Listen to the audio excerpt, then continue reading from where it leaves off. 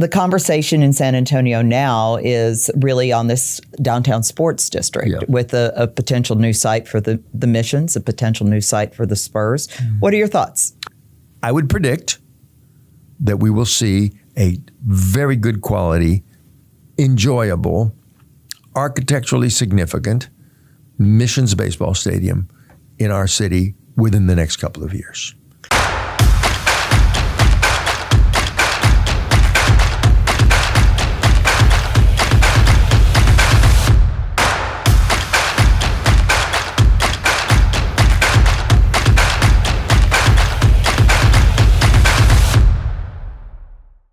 Hi, and welcome to Game On. We're celebrating San Antonio Sports' 40th anniversary, and I'm Mary Ullmann Japhet, a board member at San Antonio Sports. And I'm Jenny Carnes, President and CEO of San Antonio Sports.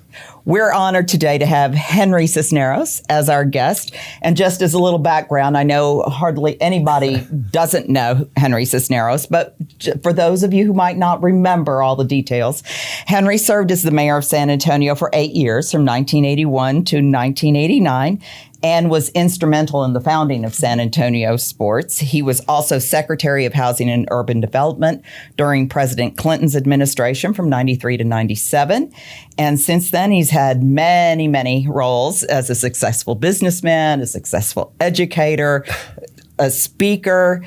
But at his core, I would say, Henry, you're a West Side boy who just never got away. Never Still got live away. there. Yeah, absolutely. Still live there and have always called San Antonio home, and we're very grateful for that. Thanks for joining us today.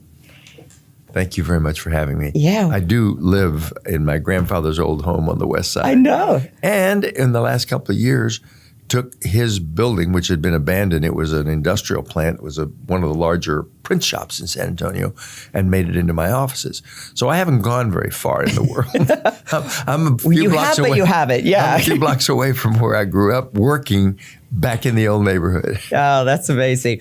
Well, back in 1984, when San Antonio Sports got started, you really were instrumental in making that happen. One of the founders, Robert Marbut Jr., was Absolutely. on your staff at that time, and you quite literally gave the organization, the fledgling founders, legitimacy. You literally gave them an office, right? Yeah, well, I wouldn't know about legitimacy, but I will say I've always believed that a great city, or a city like ours, aspiring to be a great metro, needs to base at least a major part of that on sports, because it unites the community, because it suggests all of those virtues of vitality and competition and so forth, and also because it puts the city's name into larger networks. And I, of course, like everyone else, just adored the Spurs. I was a city council member when the Spurs came to San Antonio, and then we tried to facilitate the way toward their championships. They played the first championship year, 99, in the Alamodome. And actually not the Alamodome, the arena downtown. But then later they were in the dome. No, it was the dome. The 99 Yeah, it was. championship. The 99 They were championship was already already in the dome. They had to have the dome. in 93 for the U.S. Olympic Festival. Right. So, and the Memorial Day Miracle, Sean Elliott, was in the dome. Yeah, right. I was at that game. You were? It was incredible. Yeah, I was a senior in college. I'll never forget that game. So I always thought the reach would be San Antonio deserved NFL football, and we had brushes at it with it. We were considered once upon a time when the Baltimore Colts left and went to Indianapolis. There were people who were trying to get them to San Antonio. We had a look from the Tampa Bay Bucks at one point. Mm-hmm. We had a serious look from the New Orleans Saints. Yeah, during their hurricane. During the hurricane year. And more recently, people don't know just how serious it was, but we had a good look from the Raiders. They came here several times, walked the dome. Mm-hmm. Yeah. But the long and short is we needed an infrastructure of support for sports activity and building up sports facilities. Robert Marbut, who was the son of Bob Marbut, who used to run Hart Hanks and headed what I called Target 90 in those days. Very close. We were very close. We traveled to Japan together. He's the one who introduced me to Mrs. Shirani, the lady who set us on the path to getting the Toyota plant. So Bob called me one day and said, look, I don't want to impose upon you for anything, but my son really wants to work for you. And he's just gotten a fellowship. He was going to school at the Claremont colleges in California. And he really wants to work for you. He's gotten a fellowship, so it won't cost you anything. Do you have a place that he could do something useful in your office? And I must say, in my entire life, there are very few people I have met, and that I'm going all the way from Bill Clinton to the cabinet members, et cetera, who can match the energy and the smarts and the drive of Robert Marbut. I mean, saying a lot. Yeah. No. This guy, in any task that I gave him, whether it was an election-related task or whether it was a city function or addressing the sports question, Robert deserves the credit. In fact, I have nominated him every year for induction into the San Antonio Sports Hall of Fame. But he's just, I suppose, doesn't have the visibility that other people know the story and will vote for him.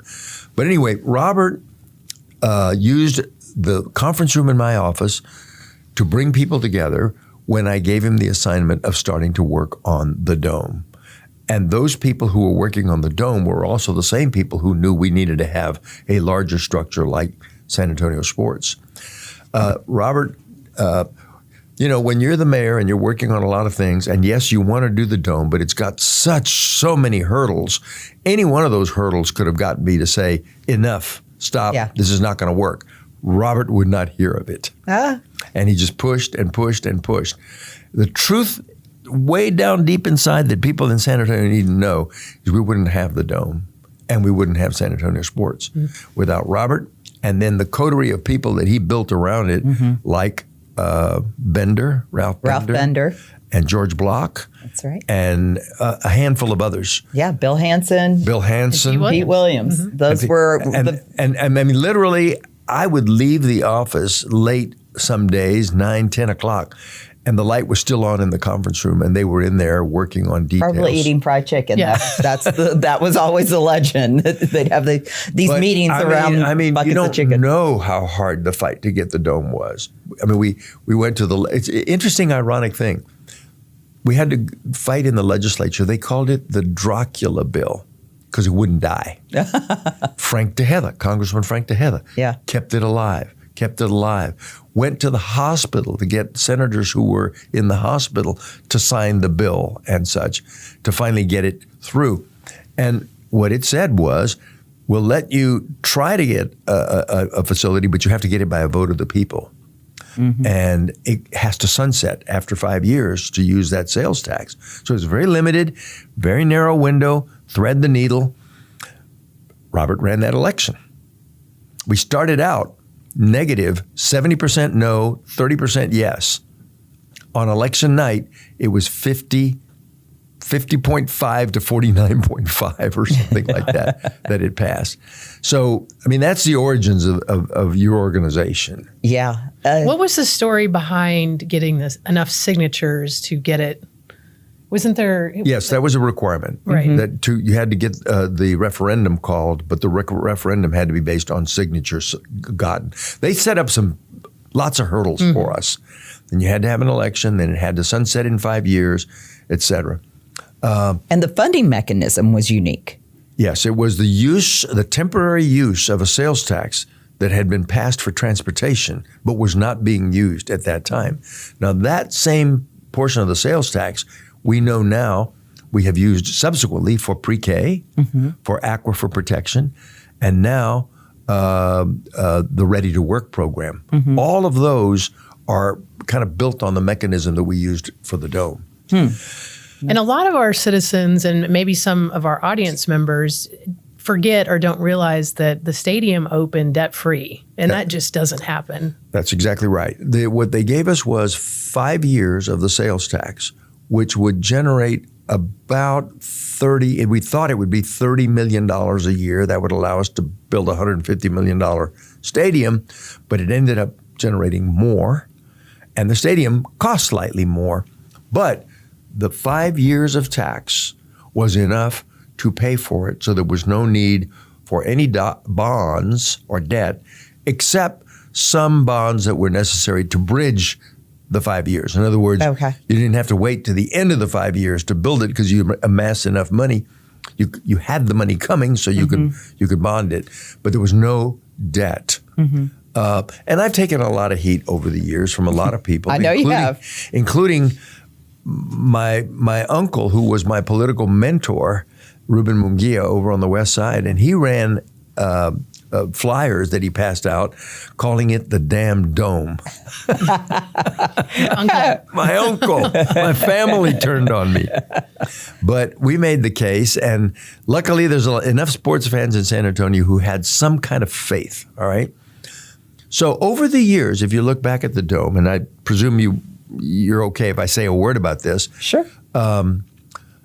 There's been a lot of criticism, but we wouldn't have had the Final Fours that we've had for men's basketball. We wouldn't have had the Final Fours for women's basketball. We wouldn't have had the National Volleyball Championships. We wouldn't have had exhibitions of soccer games. We wouldn't have had other activities of that national. We wouldn't have had the Alamo Bowl, right? Exactly. Which fills up the hotels in this town in the deadest time of the year around Christmas, right? We wouldn't have had UTSA Division I football because they wouldn't have had a facility large enough to play. And I'd like to believe that, putting 30,000 people in there, which is what UTSA has been able to do. They've been higher than that for particular events, for noteworthy events, is part of the excitement that's allowed Traylor to recruit good talent, better than anybody would have expected a new school to football like UTSA in several smaller conferences would have. But it's an incredible thing. So I make no apologies and am not defensive in the slightest about the effort that it made, because it was a good deal financially. It's been a good deal economic impact, and it's been a good deal in terms of putting San Antonio on the sports map. The one regret is not having been able to lure an NFL team. Yeah, for sure. And what a lot of folks may not realize is San Antonio Sports offices are in the Alamodome. So when we have heard people saying, "Oh, there's nothing going on at the Dome," we can tell you that it is the busiest stadium in the country. Well, I know that first of all, it wasn't built as a stadium per se, but a stadium/convention complex. So in the early years, we had a lot of big convention activity in there. I mean, I remember 40,000 people in there for some religious conventions, national religious conventions, and other things of that nature. So I'm very happy that it's utilized the way that it is. And there are a lot of smaller events, from monster truck show. Circus was just in 30 plus high school graduations. I mean, you talk about national events, putting San Antonio on the map, the economic benefit of the facility, but it's also a community. All we had before the Dome for a gathering facility was Alamo Stadium. Which seats, I think, 22-ish or something like that, 22,000. We were the largest city in America not to have a facility that could seat more than 22,000 people. And that was just not suitable to compete for anything anymore. So it's made a lot of things possible. Now, let me tell you just a quick word about the NFL. There was a moment right after the Dome was opened when the NFL expanded by 2 teams. And the 5 finalists were San Antonio, St. Louis, Memphis, Jacksonville, and Charlotte. Okay. It ended up Jacksonville and Charlotte got the teams, right? Later, the Rams went to St. Louis. And later, the Houston Oilers went first to Memphis and then to Nashville, right? So we were the only one of the original 5 contenders that didn't get an NFL team, but we came very close. First of all, in that moment, we just didn't have our act together. They were looking for an owner, okay? And we had an owner in Red McCombs, but Red was not in a position to compete at that moment to get an NFL team. Right? Later, Red bought the Vikings with a view that inside the club of owners, he would either be able to move the Vikings or be a contender for an expansion team. They didn't have an expansion after that. Red, I don't think seriously could have ever moved the Vikings because they're so tied to their Minnesota facilities. The legislature passed a $200 million penalty if he moved them out of their contractual relationship with their stadium there. So that died. And you notice Red then left the Vikings because it was no longer going to be the vehicle for his dream, which was to be an NFL owner in San Antonio. Unfortunately, we're now at a place, I don't know whether the NFL is going to ever expand because they like having 32 teams. It makes for divisions of 4. It's good math. No, the computer works perfectly in terms of scheduling, right? And they've told me that. I met with Tagliabue before and the present commissioner as well. And they both said, you know, we don't have expansion, but when we do expand, it's probably going to be international. I see that coming. Yeah. Mexico City, Toronto, something in London. Yeah. So it's a very frustrating thing. The other thing is we are probably not the major attraction for the NFL, even in Central Texas at this moment, because Austin is just booming. If there's ever going to be an NFL team here, it's going to be an Austin, San Antonio regional team. Yeah. Which is a lot of work to find some place that makes sense in between, to find an owner who is the right mix in both places. That's going to be hard. Yeah. But I think we're now at the point where San Antonio is part of a mega region that runs from Pflugerville north of Austin to Floresville south of San Antonio. And that's today 5.2 million people, which by 2050 is going to be 8.3 million people and worthy of all major league sports. Baseball. And that's not so far away. Really? No. I think about 40 years of San Antonio sports. We're sitting in 24. 50 is 26 years away. Do you remember what you were doing in 1998? Yes, I do. Okay, that's how far it is to 2050. Yep, giving birth to my son. That's how far it is. So it's just unbelievable what's going to happen here in that time frame.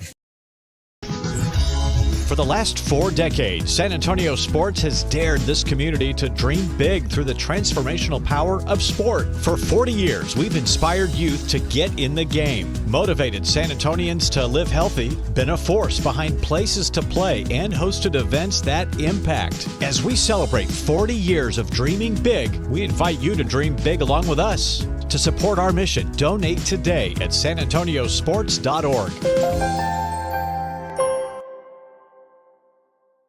So how do you make the argument now? And because San Antonio Sports deals with this on a regular basis, the city deals with it on maintaining the Alamodome for the future. Well, there's lots of reasons to maintain the Alamodome. First of all, there's no debt payment. Okay, so what we deal with is operations, which is not a backbreaker budget-wise, and occasional upgrades and modernizations. Okay, so we can do that. And in so doing, we will have, I expect someday UTSA will not be playing in some of these 5 conferences, but will be in the major conference. It's a logical Big 12 candidate. If the Big 12 can have Cincinnati, they can have UTSA in due course. That's going to have to prove itself through a few more championships and competitive on the field. But I see that out there, and we'll need a facility like the Dome. So, we have to take care of it, and then a lot of other things that we do. Yeah. We've got to get beyond just those occasional renovation projects. Right. And really, I think we can all agree that it needs to be transformational on the next round of what happens to the Alamodome. Yeah. We had to have those conversations with the Raiders. They needed boxes, private boxes. Suites and modernization of other kinds. In the final analysis, and I don't know whether Mark Davis was just using it as an excuse, but he said, I promised my father that the Raiders would play on natural grass. We do not want to be an indoor team. We are the Raiders. I said, you wouldn't want to play in 95-degree heat in September here. Yeah. No, right. It's always 70 degrees and sunny in the Alamodome. That's right? exactly right. That's exactly right. Well, let's talk a little bit. I mean, since we're very much talking about facilities, the conversation in San Antonio now is really on this downtown sports district with a potential new site for the Missions, a potential new site for the Spurs. What are your thoughts? Well, I'm involved with the Missions. When they put the new ownership group together, they approached a number of us and said, for purposes of showing breadth of community, would you invest? So I did. I don't play an active role, but I felt it was a good civic thing to do. And I was concerned about people who look down at the Missions because they say we're really a major league city. Well, you're not going to be a major league city if you can't handle a AA team, right? And a AA team means a better facility than the one they're playing in now. Not only because the league says so, and we have a hard mandate to provide a stadium, but not only because the league says so, but because you got to market, you got to attract people, you have to make it accessible, user-friendly. That's why Randy Smith and Bruce Hill and the others who are driving the boat have focused so hard on the downtown. And let me just say, I believe we're very close. Literally, the design exists for a downtown facility that requires only a few more parcels of land to make it 100% viable. The county, Judge Sakai, has been very supportive and put the county on the line to do this, in part because it enhances the development that they did along the San Pedro Creek. And the Mayor Nirenberg, has in recent weeks said the city will participate utilizing some of the districts, the business improvement districts that generate revenues as taxes grow in those areas. So that puts some additional revenue into the mix. I would predict that we will see a very good quality, enjoyable, architecturally significant Missions baseball stadium in our city within the next couple of years. It's very exciting. That is exciting. Yeah. You know, in some cities that are big league cities, right? But there just aren't enough big league teams to go around. They've really done wonders with their minor league teams. Charlotte, downtown stadium, Indianapolis, cities like Portland, Sacramento, Salt Lake, they all have really quality, attention to their minor league teams. And, you know, people go there as much for the gourmet food and the camaraderie after hours in the shadow of the skyscrapers of the downtown than they do for the baseball game. But for young professionals, it's just one more place to gather for the evening, have a beer and a gourmet hot dog. Quality of life. Yeah, it really does. In a city. Okay, that's the Missions. The other end of town is the Spurs. That's maybe even a bit more controversial. I've not been as close to it. Yeah, I think in some ways it's less controversial because everybody in San Antonio loves the Spurs. It's part of our birthright. Right. Yeah. So I think the support would be there. I mean, whoever made government decisions that threatened the loss of the Spurs would be run out of town on a rail. So true. I think people are much more understanding. We've got to do what's necessary to keep the Spurs in a Class A facility and make it as accessible and user-friendly as possible, and fend off anybody who may be looking to attract them with a deal they can't refuse. Now, I don't think that would happen. I don't think Peter Holt is of that mind. and he loves San Antonio as much as any of us.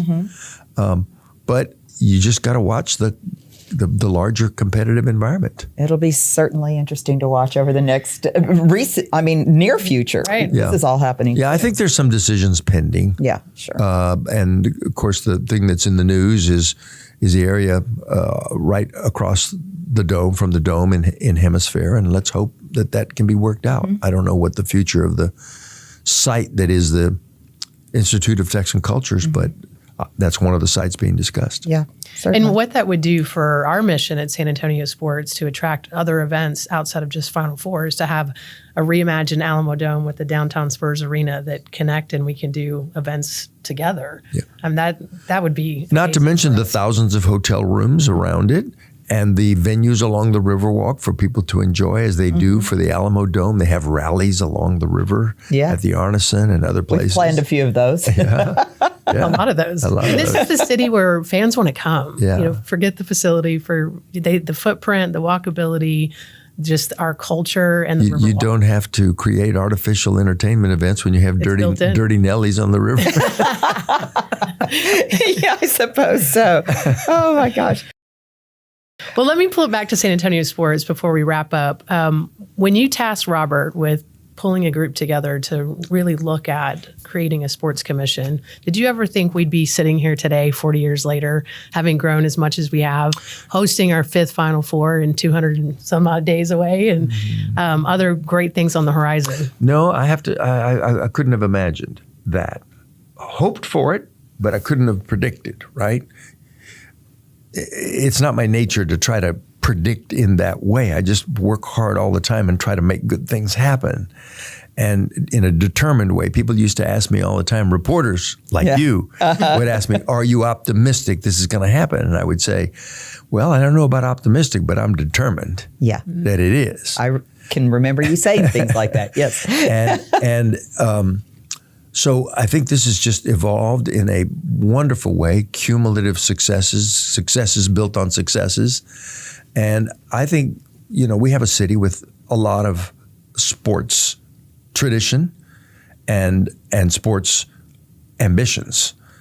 One of the things that is important to me is to make sure that this is just not about San Antonians watching other people play, other people fit, other people wholesomely involved in athletic activity and exercise.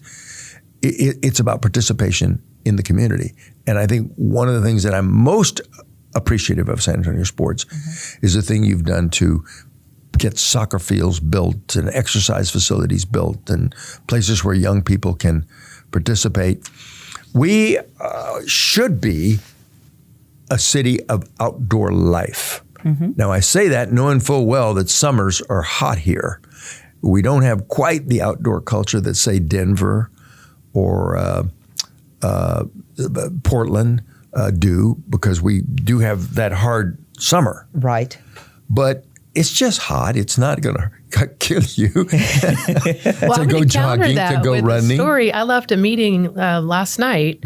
And I saw about 75 runners in a pack coming down Mulberry. And then I turned left on Broadway and saw about 150 cyclists headed downtown. This was 98 degrees at 6:30 in the evening. And then there's pickleball. I had such a proud moment because I know we've had something to do with getting people active through programs, through events. And I love it. It was amazing. I work out every day. I usually work out 26 days. That's the goal, the must-achieve goal every month. And I just respect people who get through life working out. It extends your life. It extends your quality of life. And it helps ward off diseases that otherwise, people without exercising, diabetes and obesity and other things. We just need to really make it reach every neighborhood of our city and every part of our city. And this needs to be just a city of outdoor life. Yeah. And by the way, the things that we've done along the lines of the creeks and the trails, and the bike paths, right, and the athletic facilities, dramatically different, lend to that. And you guys have been involved in all of that. And my guess is you both have played pickleball. That's my guess. I love pickleball. I do too. I don't get to play it enough, but I love it. Great. That's great. Well, kind of along those lines of quality of life and getting people outdoors and appreciating nature, I want to give you a chance to talk about one of your latest visionary projects, the Arboretum. Just tell us a little bit about that. Well, I just, at some point in my life, I just came to respect the tree cover of cities and the way that they really honor these unbelievably magnificent living things, which is these historic trees. There's probably 41 major cities in America that have an arboretum. They're of different kinds. San Antonio has many parks and botanical center and open spaces, over 100, 200, I think. But it's 250 or something like that. That's great. Yeah. But we don't have that particular facility where you can go and just admire 300-year-old living species of pecans and cypresses and live oaks and all the other species that live in this area.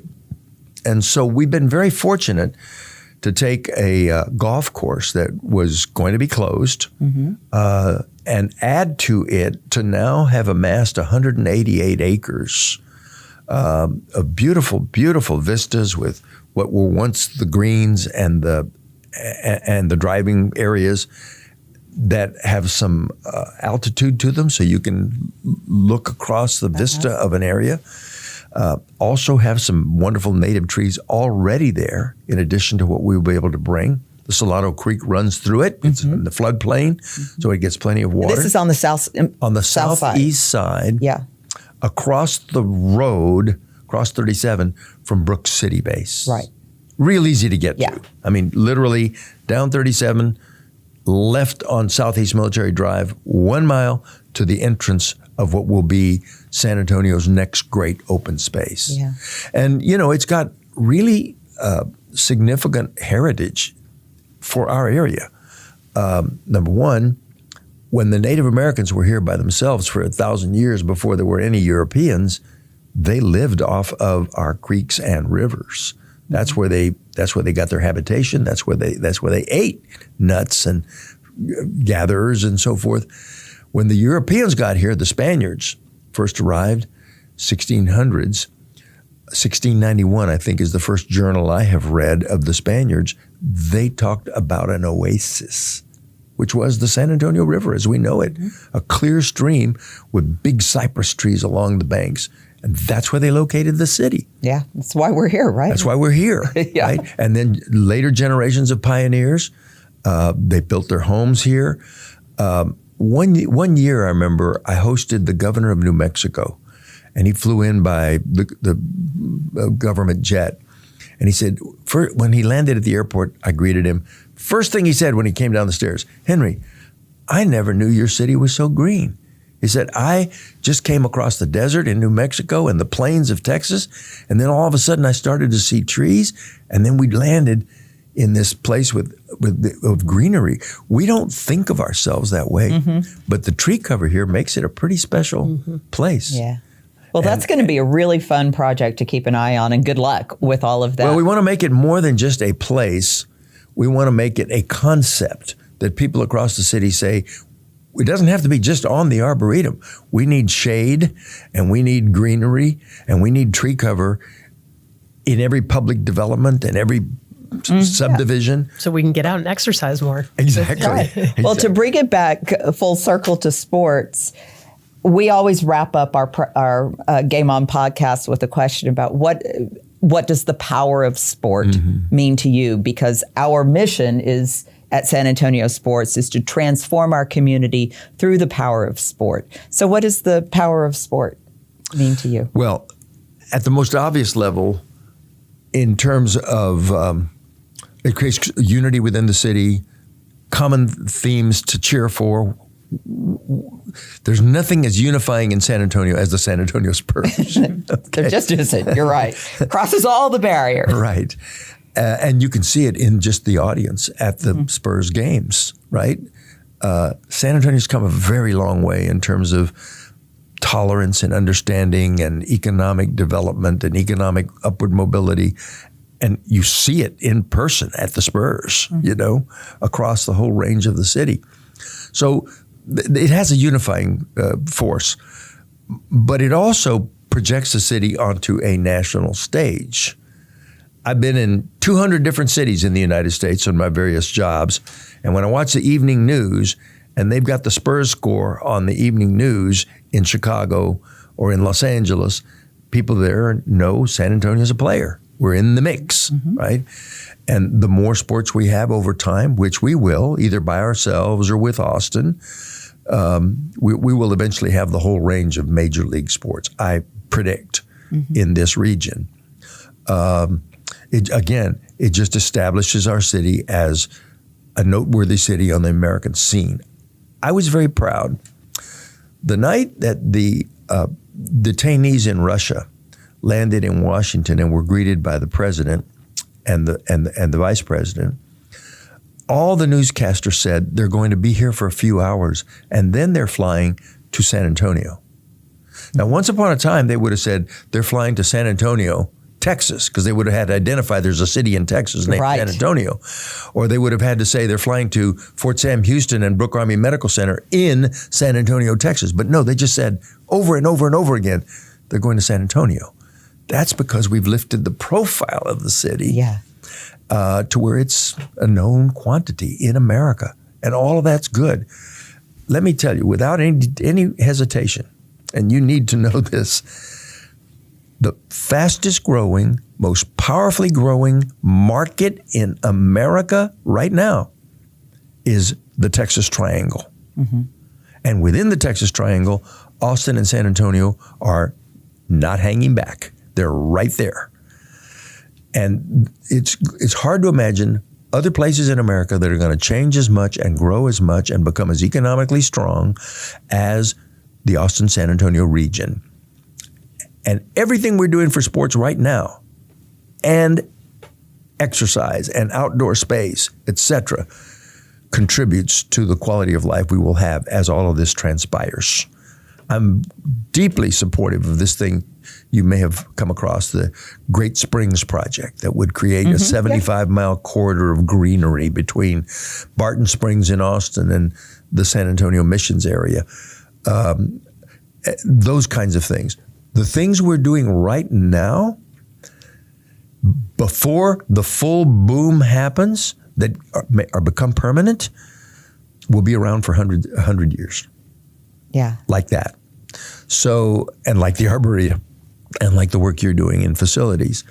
So we're all in this together, and it's the right thing for our community, and it will make us a better place, not only economically, but in terms of the quality of life for people, to make people happy.